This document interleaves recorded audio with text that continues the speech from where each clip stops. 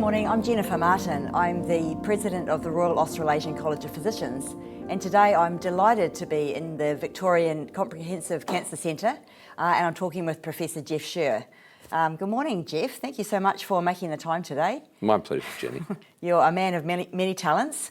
I think everyone knows of you as a very successful and senior haematologist. But what they might not know is that you've been an editor of our college journal for over 20 years. And I'd maybe just like to start with chatting to you about humour in medicine and how that's helped you, and how you think that's actually helped the generation of people that you've trained over many decades now. Humour is, I think, an essential part of what I do. And in fact, medicine is getting increasingly complex and subspecialised. I've always thought that the way medicine works best is when you start to develop complex things into first principles so you don't have to think about them. And one of the ways that I've always done that is try to attach some anecdote to situations. So I think humour is really important. There are lots of things that are important around the sides of the core business of what we do, and you can become very boring if you stick with the academic truth.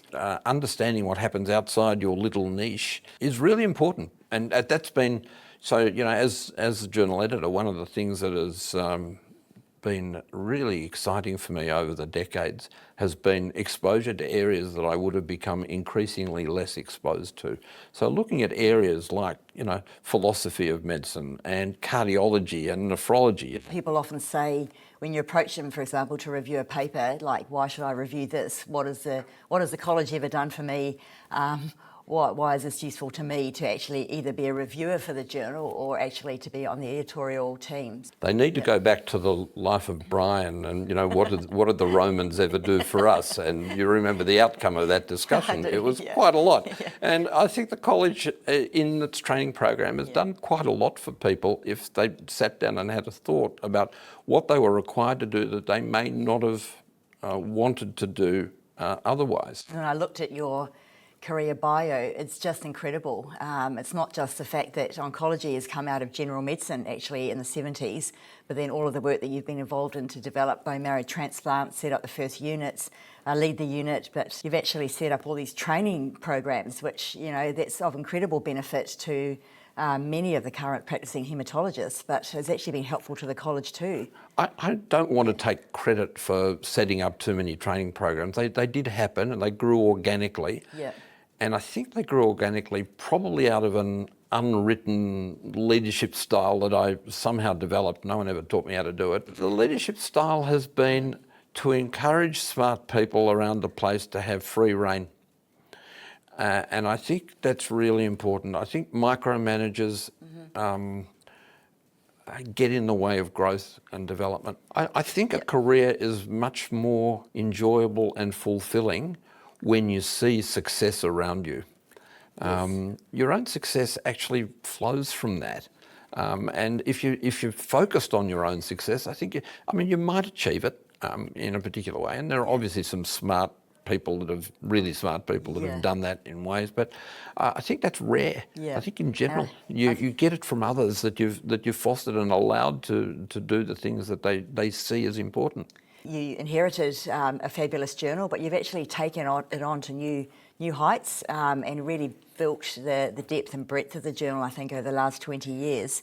Perhaps if you can describe maybe some of the highlights. We had one editor who was one of the longest serving editors, a medical oncology editor whose name I can tell you, but from Queensland, who took it upon himself to handwrite revised papers. So as an editor, he would see a paper submitted, wouldn't like the way it was written, would rewrite it by hand and send it back to the authors and say, this is what I think you should really submit. And no one would do that now. We've seen that various disciplines have exploded, and it's part of what I was speaking of earlier in relation to streaming and sub-specialisation, where some of the specialties have needed to be split, and we've needed to have multiple editors within what was a global thing. Haematology is one example. We've got a general haematology journal editor, and we've got a thrombosis hemostasis editor. But maybe if you can chat a bit about the editorial board and the importance of that board and working as a team.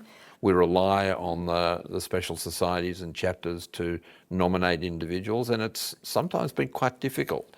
It's interesting. I think when I joined the editorial board, it was a time when people would clamour. Recent qualifiers or people who are in an early career phase or mid-career phase would jump at the chance if an editorial position was offered on a journal. These days it's too much hard work. Not everyone can be a New England Journal of Medicine or a blood or a cardiology or a nephrology or whatever the appropriate journal in those areas is. And neither should they be. Our journal has and I think the PEDS journal as well within the college, has a particular role for young investigators, people who are doing fellowship or advanced training projects that want a vehicle for publishing their work that will never get into the New England Journal of Medicine unless it's a fluke. And so a journal with an impact factor of 2 or 3 or 4 actually provides a very useful place. And I've written in my annual editorials many times about the fact that impact factor is only one measure of the success of a journal. And these days there are many measures of that. I've been waiting for 25 years for us to accidentally publish a Nobel Prize winning paper like the MJA managed to do years ago. It'll come one day, but not under my watch, unfortunately. But it hasn't happened yet.